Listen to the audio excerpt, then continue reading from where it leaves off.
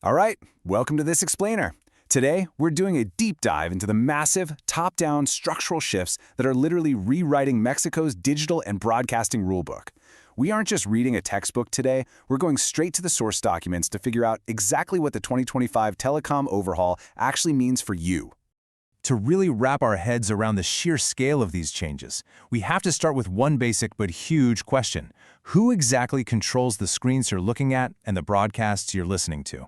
Because over the next decade, the answer to that in Mexico is going to look radically different. We've got a lot of ground to cover. We'll start with the new telecom map, look at the debate over digital inclusion, shift to your rights as an audience member, touch on advertising rules, and finally, look at the push to regulate screens in schools. Let's get right into it. Section 1. The Telecom Map. The bureaucratic shakeup here is honestly pretty staggering. Before, you had the Federal Telecommunications Institute, the IFT, which acted as an autonomous, independent body. Well, that's completely gone now. All of its regulatory powers have been scooped up and redistributed directly into executive branches, like the brand new Digital Transformation Agency and a new Anti-Monopoly Commission. Which brings us to part 2, inclusion versus concentration. From the federal government's perspective, this whole restructuring really boils down to one massive number, 15 million. That is the staggering number of people in Mexico who currently have zero internet access. The government argues that by moving control to the executive branch, state-owned companies can finally step in and wire up those remote, unprofitable areas.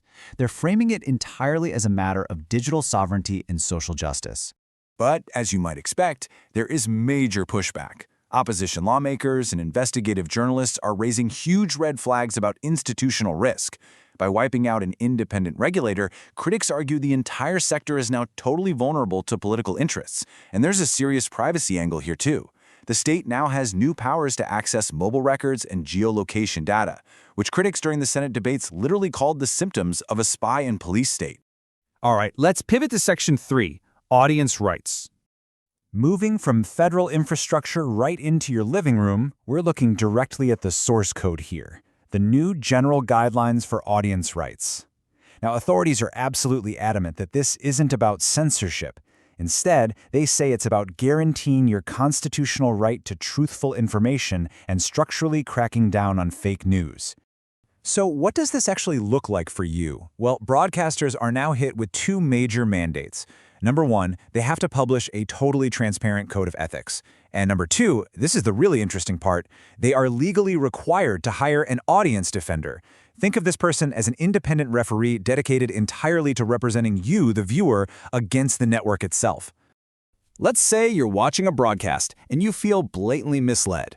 Here is your exact game plan. You file a complaint directly with that audience defender. They review the case and issue a formal recommendation to the network. And if the network just ignores it, that's when the government steps in as the final authority, armed with the power to hand out some pretty heavy fines. Moving right along to Section 4, Ads and Accessibility.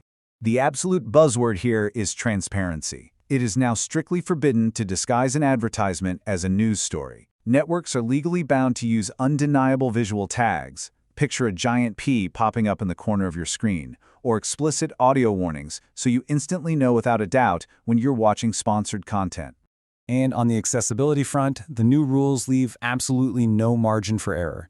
We're talking mandatory Mexican Sign Language, dubbing, and closed captioning for all major newscasts and popular kids shows. The technical guidelines go so far as to dictate specific line limits and color contrasts to guarantee that absolutely no demographic is left out of the loop. Finally, let's zoom all the way in for Section 5, Regulating Screens. The government has sparked this huge nationwide dialogue about the emotional toll digital platforms are taking on kids. Leaning heavily on UNESCO guidelines, this isn't just about scolding children for being on their phones.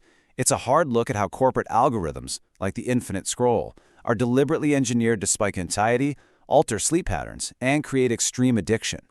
To put this into a real-world perspective, look at the number 16. As of right now, 16 Mexican states, driven by leaders across the entire political spectrum, by the way, have officially banned cell phones in basic education classrooms.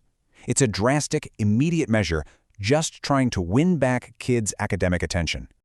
But experts are quick to point out that just confiscating phones isn't a long-term fix. The broader proposals are much more comprehensive. We're talking about holding tech giants legally accountable for those addictive algorithms, enforcing strict digital hygiene at home, teaching critical digital literacy, and honestly, bringing back traditional screen-free recess.